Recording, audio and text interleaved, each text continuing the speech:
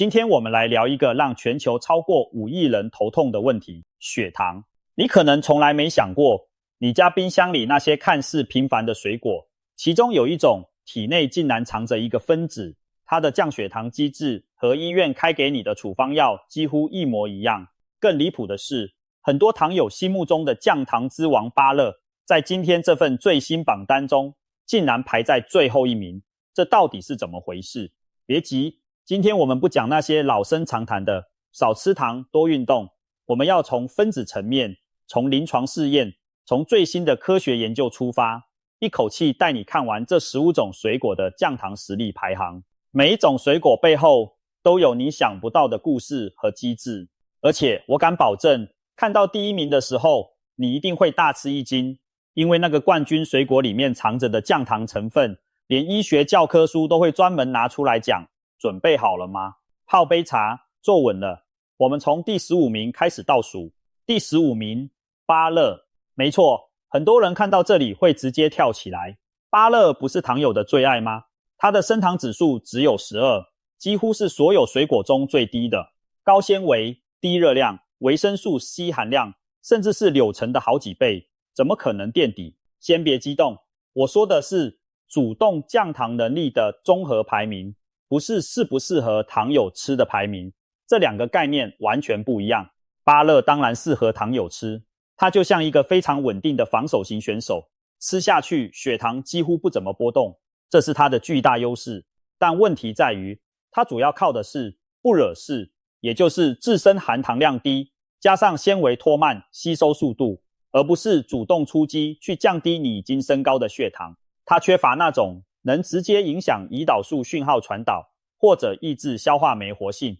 或者活化特定代谢通路的明星成分。打个比方好了，如果降血糖是一场足球赛，芭乐就是一个从来不犯规、站位永远正确的后卫，稳稳当当守在自己的位置。但你指望他带球杀到前场去破门进球，那就有点勉强了。所以在这份主动降糖能力的榜单上，他排在末位，但请务必记住，垫底不代表不好。芭乐依然是所有水果中最适合糖友的日常选择之一，只是今天排在他前面的那些选手，在主动降糖的科学证据上实在太猛了。第14名，百香果。百香果这个东西，很多人只把它当饮料的配角，加进气泡水里或者奶茶里增加风味，殊不知它可是个被严重低估的隐藏降糖高手。一颗百香果里面的膳食纤维含量高得惊人，你有没有注意过？百香果的果肉里布满了密密麻麻的黑色小籽，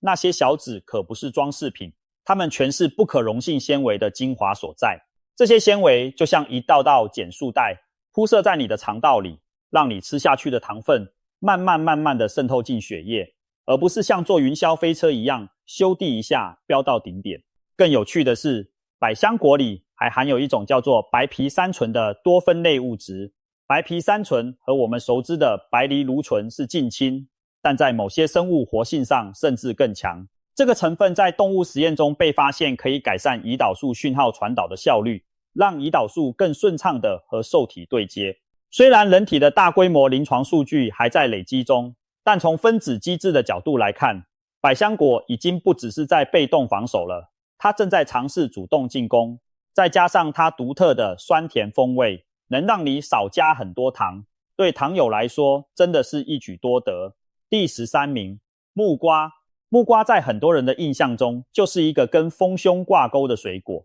但说实话，那是个流传已久的都市传说，毫无科学依据。木瓜真正厉害的地方是它含有一种叫做木瓜蛋白酶的强力消化酵素，以及丰富的维生素 A 和贝塔胡萝卜素。木瓜蛋白酶能帮助你更高效地分解蛋白质和部分脂质，间接减轻胰脏的工作负担。你可以这样理解，当你的消化系统运作得更顺畅、更有效率，胰脏就不需要疯狂加班，分泌额外的胰岛素来应付那些因消化不良而造成的血糖波动。胰脏轻松了，分泌出来的胰岛素品质自然也更好。而且木瓜的升糖指数虽然大约在60左右，看起来不算特别低，但它有一个很关键的优势，就是它的升糖负荷其实很低。为什么？因为木瓜的含水量极高，高达 88% 左右。实际上，你每一口咬下去，吃进去的碳水化合物含量非常少。再加上木瓜里富含的维生素 A 和类胡萝卜素，对于糖尿病患者非常常见的视网膜病变，也有着不可忽视的保护作用。糖友护眼，木瓜是个好选择。第12名，柳橙。柳橙的升糖指数大约43，稳稳地落在低升糖水果的区间里。但柳橙之所以能排到第12名，靠的不只是升糖指数低这件事，而是它里面含有的一种叫做橙皮苷的类黄酮物质。橙皮苷在过去10几年的营养学研究中反复被提及，多项临床研究发现，长期摄取橙皮苷能改善胰岛素敏感度，降低空腹血糖水平，甚至对血管内皮功能也有明显的保护效果。这最后一点对糖尿病患者来说尤其关键，因为长期高血糖最先攻击和破坏的就是你的血管内壁。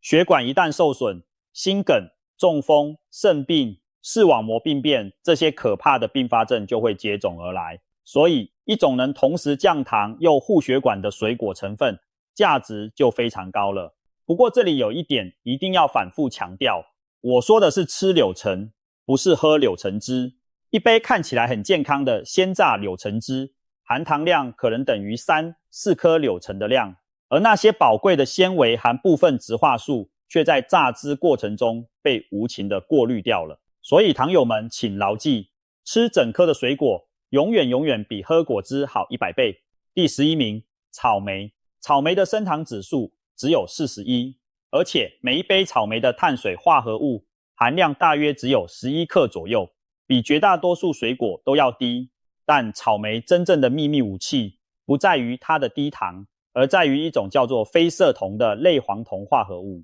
非色酮这个名字你可能很陌生，但它在近几年的抗衰老和代谢疾病研究领域可是一颗冉冉升起的新星。它不仅有强大的抗氧化和抗发炎能力，更被发现能够促进细胞的自噬作用。自噬是什么？简单来说，就是你的细胞启动了内部的资源回收系统，把那些堆积如山的受损蛋白质、坏掉的胞器、氧化的脂质通通清理掉，然后回收利用。为什么氢垃圾和血糖有关？因为当你的细胞内部堆满了这些代谢废物，细胞膜上的胰岛素受体就会被卡住，没办法正常接收胰岛素发来的讯号。这就是所谓的胰岛素阻抗，也就是第2型糖尿病的核心病理机制之一。草莓里的非色酮就像是一把精密的微型扫把，帮你的细胞做深度清洁，让胰岛素受体重新变得灵敏。而且草莓还含有鞣花酸这种多酚，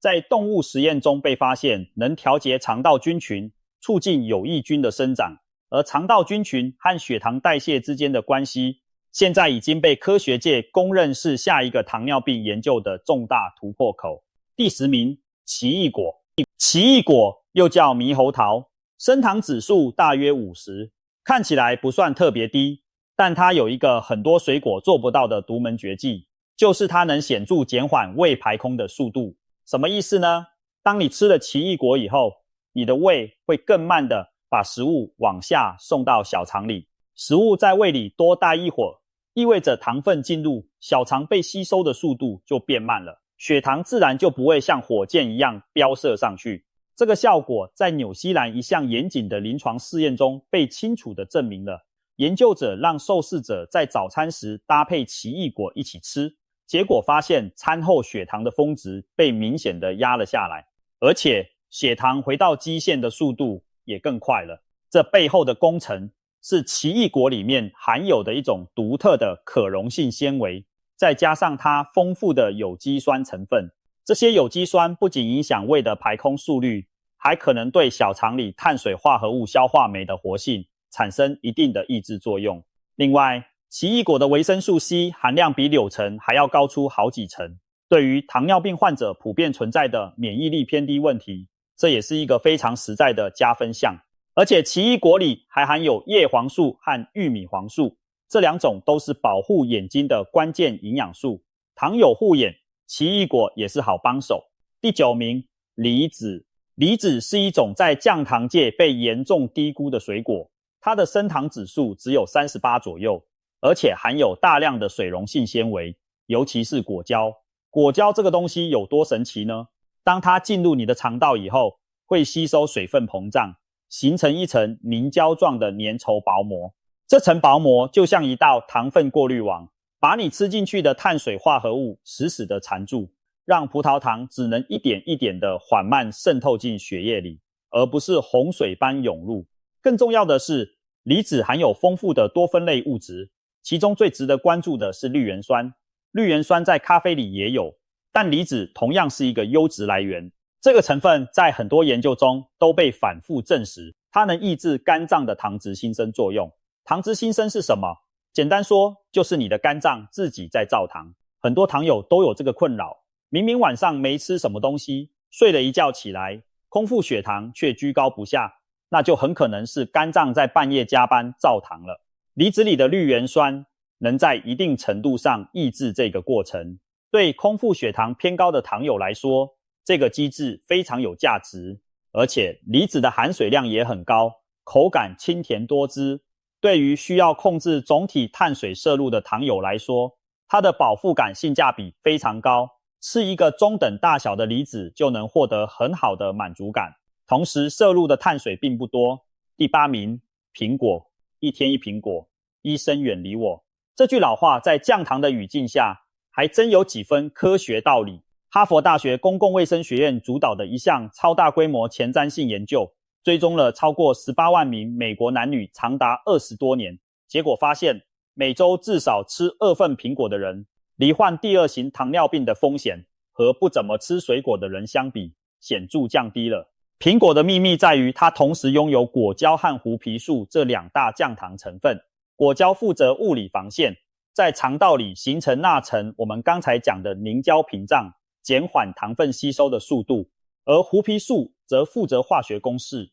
它能抑制小肠里的阿尔法葡萄糖苷酶活性，让那些复杂的碳水化合物分解成葡萄糖的速度显著变慢。一个在肠道里物理拦截，一个在酶的层面化学阻断，2招同时出手，一手一攻，攻守兼备，非常全面。还有一点非常关键，苹果的好东西大部分都集中在果皮上，果皮里的胡皮素、绿原酸、儿茶素的浓度是果肉的好几倍，所以吃苹果千万别削皮，洗干净直接咬，把所有降糖成分一口不漏的吃进去，才是最聪明的做法。第7名，火龙果。火龙果在降糖界算是一匹实实在在的黑马，它的升糖指数大约在51左右，单看数字中规中矩，但红肉火龙果里面含有大量的甜菜红素，也就是让它果肉呈现那种鲜艳紫红色的天然色素。这东西可不只是好看而已。甜菜红素在多项细胞和动物实验中被发现能改善胰岛素敏感度，减少氧化压力对胰岛贝塔细胞的伤害。这里需要解释一下，为什么保护贝塔细胞这件事如此重要。你身体里负责制造和分泌胰岛素的，就是胰脏里的贝塔细胞。很多第2型糖尿病患者的病情之所以像滚雪球一样越来越严重，最终不得不从吃药改成打针，核心原因就是长期的高血糖产生了大量的自由基和氧化压力，这些东西就像一把慢火，年复一年的把贝塔细胞给烧坏了、烧死了，贝塔细胞越来越少，能分泌的胰岛素就越来越不够用，病情自然就每况愈下。火龙果里的甜菜红素就像是给这些珍贵的贝塔细胞装上了一个小型灭火器，帮它们抵挡氧化压力的侵袭。另外，火龙果那密密麻麻的黑色小籽里含有丰富的 Omega-3 脂肪酸，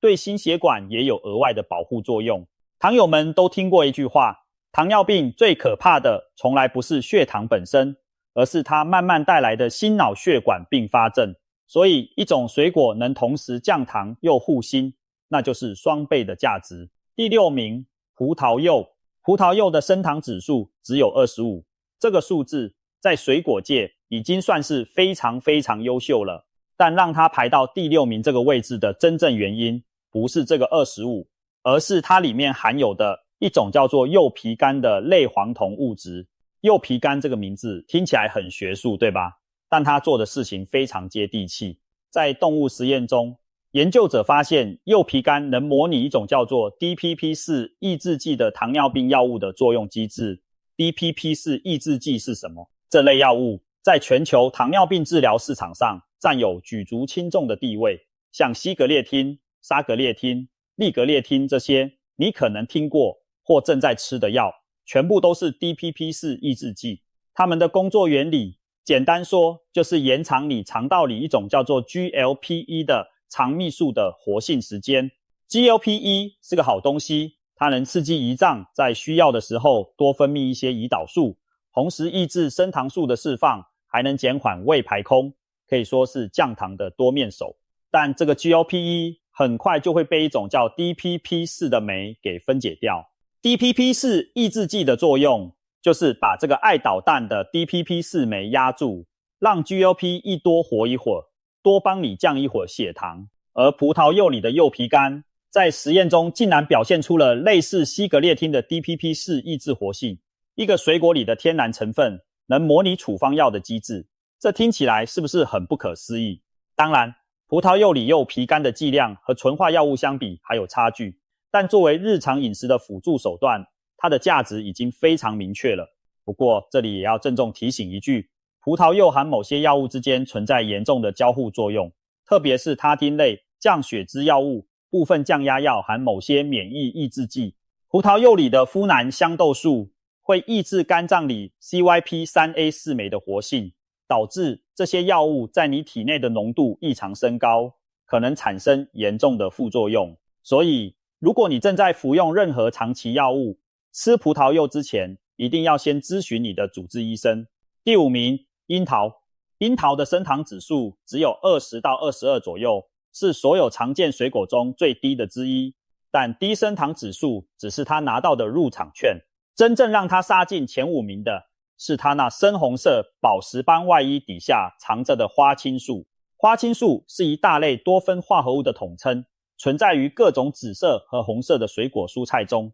但樱桃里花青素的含量和种类组合让它在降糖方面表现格外突出。一项涵盖了多个随机对照试验的统合分析发现，花青素的补充能显著降低空腹血糖，改善糖化血色素水平，而且还能降低胰岛素阻抗指数 HOMA-IR。 这意味着花青素不只是在被动的防止血糖上升，它是真真切切的在帮你的身体重新建立起对胰岛素的反应能力，让你的细胞重新听话。更让研究者们惊讶的是，樱桃里的花青素还被发现能促进胰岛贝塔细胞的增殖，同时减少贝塔细胞的程序性凋亡。用最白话的方式来说，就是花青素一边帮你的身体长出新的胰岛素工厂，一边保护现有的工厂不被过早的拆掉报废。这种既造新厂又护旧厂的双管齐下机制，在所有水果活性成分中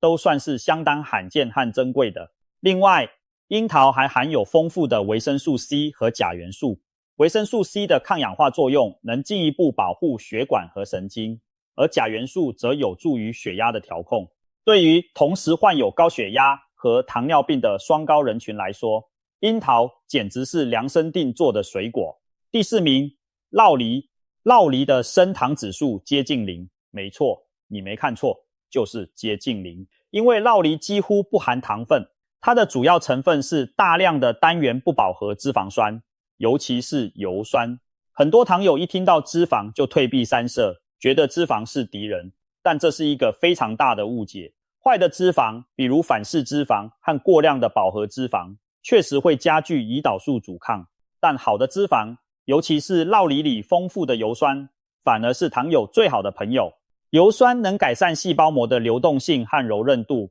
让镶嵌在细胞膜上的胰岛素受体更容易被活化，更容易和胰岛素成功对接。你可以想象一下，如果你的细胞膜是一扇门，胰岛素是钥匙，那么酪梨里的油酸就像是帮你给门锁上了一层润滑油的人。锁润滑了，钥匙就能顺利转动，门就能顺利打开，胰岛素就能顺顺利利的把血液中的葡萄糖带进细胞里面去消耗掉。更特别的是，酪梨里含有一种非常独特的7碳糖，叫做低甘露根酮糖。这种糖在自然界中非常少见，几乎只在酪梨里才找得到。研究发现，第一，甘露跟酮糖能直接参与血糖代谢的调节，帮助稳定血糖水平。另外，酪梨的钾和叶酸含量都很高，这两种营养素对于糖友常见的心血管问题和肾脏保护都非常有帮助。不过也要提一句，正因为酪梨的钾含量偏高，如果你已经有肾功能方面的问题，在大量食用酪梨之前，最好先和肾脏科医师确认一下摄取量是否合适。第三名，柠檬。柠檬竟然排到第三名，它不就是一个酸不拉几，直接吃会把你酸到怀疑人生的黄色小球吗？可别小看它，柠檬的降糖能力在科学界可是有扎扎实实的硬数据支撑的。首先，柠檬里大量的柠檬酸能显著减缓胃排空速度，这个机制和奇异果类似，但柠檬的酸度更高，效果来得更直接、更强烈。日本研究者在一项临床观察中发现，受试者在餐前喝一杯加了柠檬汁的温水，餐后血糖的峰值可以被压低大约 20% 到 30%， 仅仅是一个酸酸的黄色小球泡的水就能产生这么明显的效果，是不是有点出乎意料？其次，柠檬里还含有一种叫做圣草刺苷的类黄酮化合物，这个成分在动物实验中被发现能刺激 AMPK 通路的活化。AMPK 是什么？它的全名叫做单磷酸腺苷活化蛋白激酶，被科学家们戏称为细胞的能量感应器，是调控全身能量代谢和血糖平衡的核心开关之一。你可能没听过 AMPK， 但你一定听过二甲双胍吧？全球使用量最大的口服降糖药，几乎每个第二型糖尿病患者都吃过。而二甲双胍之所以能降血糖，其中一个非常重要的机制就是透过活化 AMPK 通路来实现的。而柠檬里的圣草刺苷竟然也能触发同样的这条通路。当然，柠檬里圣草刺苷的含量和二甲双胍的药效剂量不能直接比较，但作为日常饮食中能长期低剂量持续性的刺激 AMPK 活化的天然来源，柠檬的价值是不容忽视的。更妙的是，柠檬本身几乎不含果糖和葡萄糖，你想怎么用都不用担心血糖问题。泡水喝，几支淋在沙拉上，搭配烤鱼调味，甚至做甜点的时候用柠檬汁取代部分糖分，随你高兴，怎么吃怎么健康。第二名，蓝莓。蓝莓在营养学界长期被冠以超级食物的称号，而在降糖这个赛道上，它绝对不是浪得虚名。一项2024年发表的统合分析，汇总了22个高品质的随机对照试验的数据，发现蓝莓和蔓越莓的摄入能让第二型糖尿病患者的空腹血糖平均下降约18毫克每分升，同时糖化血色素 HbA1c 降低约 0.32%。这两个数据是什么概念？给你一个参考，某些轻度到中度的口服降糖药物，它们的临床效果也就在这个区间范围内。也就是说，对于部分轻度的糖尿病前期或早期糖尿病患者而言，如果能坚持长期规律地摄入足量的蓝莓，在血糖指标的改善幅度上，已经非常接近某些药物治疗的效果了。蓝莓的核心武器是它那深紫色果皮里蕴含的高浓度花青素，尤其是矢车菊素和锦葵色素及其糖苷衍生物。这些花青素的降糖路径非常多元，不仅能在肠道里抑制阿尔法葡萄糖苷酶和阿尔法淀粉酶的活性，减缓碳水化合物的消化吸收速度，更厉害的是，它们能直接活化 AMPK 通路，而且是透过一个完全不依赖胰岛素的独立途径来实现的。这意味着什么？这意味着即使你的胰岛素受体已经因为常年的胰岛素阻抗而变得半聋半哑了，蓝莓花青素依然能绕过这条半故障的路线，透过 AMPK 这条替代道路，照样把你的血糖水平拉下来。这就像是主路塞车了，它帮你找到了一条畅通无阻的高速公路绕道。更加惊人的是，一项为期6个月的大型随机对照试验发现，每天吃相当于一杯分量约150克的蓝莓，不仅能改善血糖相关指标，还能显著改善血管内皮功能，让血管恢复弹性，同时降低动脉硬化的指标，护心又降糖，改善血管又抗氧化。蓝莓的综合实力确实让人叹为观止。第一名，桑葚，终于来到我们万众瞩目的第一名了。很多人可能会有点懵，桑葚就那个吃完以后把你的嘴唇、舌头、手指全部染得紫紫黑黑的小果子，它凭什么压过蓝莓，坐上这份榜单的王座？答案是因为桑葚的体内天生就藏着一个逆天级别的分子，这个分子叫做脱氧野糠霉素，英文缩写叫 DNJ。DNJ 的降血糖机制和一种叫做阿卡波糖的处方药几乎一模一样。注意，我说的不是类似，不是差不多，而是在分子机制的层面上几乎完全相同。阿卡波糖是全球使用最广泛的阿尔法葡萄糖苷酶抑制剂之一，它的工作原理是这样的：当你吃下米饭、面条、馒头、面包这些含有淀粉的碳水化合物以后，它们在你的小肠里面需要被一种叫做阿尔法葡萄糖苷酶的消化酵素一刀一刀的切碎，从多糖变成单糖葡萄糖，然后才能被肠壁吸收进入血液。阿卡波糖的作用就是跑去这个酵素的活性位点上，占位置，抢先和它结合，让酵素没办法正常工作，切碎碳水化合物的速度就大幅减慢了。于是糖分进入血液的速率也跟着降下来，餐后血糖就不会飙得那么高了。而桑葚里的 DNG 做的事情和阿卡波糖一模一样。DNJ 是一种亚氨基糖，它的分子结构非常巧妙地模仿了葡萄糖的形状，能够以竞争性、可逆性的方式和阿尔法葡萄糖苷酶的活性位点紧密结合，把酵素牢牢地卡住。体外实验显示， DNJ 对阿尔法葡萄糖苷酶的半数抑制浓度甚至比阿卡波糖还要更低。也就是说，在纯化学比较的层面上， DNJ 的酶抑制效率可能比阿卡波糖更强。2025年刚刚发表在营养学期刊上的一项最新随机人体试验，更是给桑葚盖上了科学背书的金印章。这项研究找来了84名健康成年人，在严格的双盲安慰剂对照设计下，让他们分别在含有碳水化合物的米饭餐中加入桑葚果提取物或等量的纯化 DNJ， 然后比较两者降低餐后血糖的效果。结果发现，桑葚果提取物和纯化 DNJ 在降低餐后2小时血糖曲线下面积方面达到了生物等效性。但更耐人寻味的是，桑葚果提取物在降低血糖和胰岛素反应上的绝对效果，居然比纯化 DNJ 更好。这说明什么？说明桑葚里面除了 DNJ 之外，还有其他成分在帮忙，花青素、黄酮类化合物、其他亚氨基糖，比如半乳糖基、脱氧野糠霉素，这些成分之间形成了强大的协同效应。整个桑葚比它里面任何单一成分的简单加总都要更强。2024年还有另一项直接针对第2型糖尿病患者的随机先导试验，研究者让24名未服药的糖尿病患者在含碳水化合物的米饭餐中加入仅仅 0.75 克的桑葚果提取物，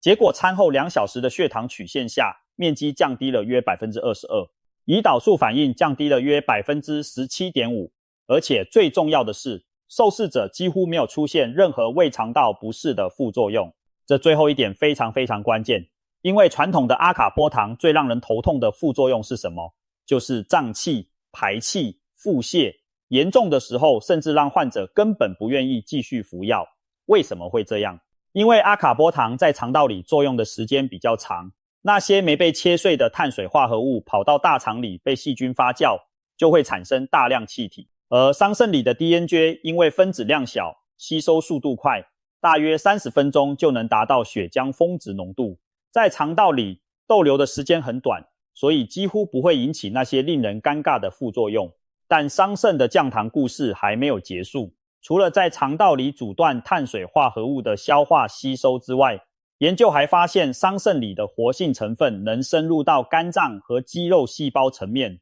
改善胰岛素阻抗。具体来说，它们能调节 IRS1、PI3K、ACT-GSK3β 这条经典的胰岛素信号传导通路，促进肝糖原合成，增强细胞对葡萄糖的摄取能力。通俗的说，桑葚不只是在肠道门口堵住了糖分的入口，它还派了另一队人马深入到你的肝脏和肌肉里面，从源头去改善你身体处理血糖的整套系统。所以桑葚之所以能稳坐这份榜单的冠军宝座，不是因为它仅仅升糖指数低或者纤维含量高，这些所有水果都能做到的基本操作，而是因为它体内天生就携带着一个和临床处方药机制相同的降糖分子 DNJ， 再加上花青素和其他多酚黄酮类物质的协同增效效应，使得整颗桑葚果实的综合降糖能力远超任何单一成分的简单相加。它是这份榜单里唯一一个能在分子机制层面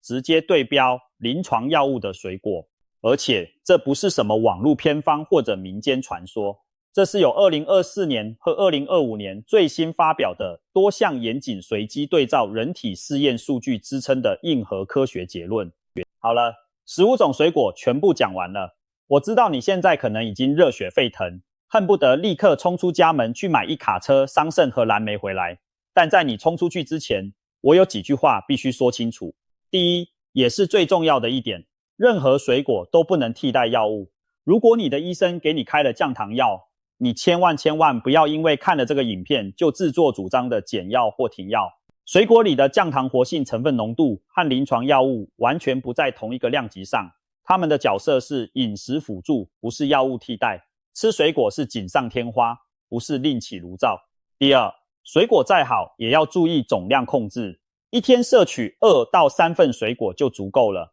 一份大约是你的拳头那么大。就算是升糖指数再低的水果，如果你一口气吃太多，累积起来的碳水化合物摄入量照样会让你的血糖飙升。第三，吃水果的时机很重要，最好的时间点是在餐前半小时或者2餐之间作为点心，而不是在你已经吃完一大碗白饭之后再来一盘水果，那样做只会让你的血糖雪上加霜。第四，每个人的身体状况、肠道菌群组成、基因背景都不一样，同一种水果在不同人身上引起的血糖反应可能天差地别。最靠谱的方法是自己带上一个连续血糖监测仪，吃完某种水果后观察自己的血糖曲线是怎么变化的，然后找到最适合你自己的个人化水果组合。最后想说一句，大自然真的是世界上最伟大的药房，从桑葚里的 DNJ 到蓝莓里的花青素，从葡萄柚里的柚皮苷到柠檬里的圣草次苷，从火龙果里的甜菜红素到苹果皮里的胡皮素，这些水果里面藏着的分子密码正在被一代又一代的科学家一个一个的解开，而我们普通人要做的就是学会用更聪明的方式去吃、去选择、去搭配。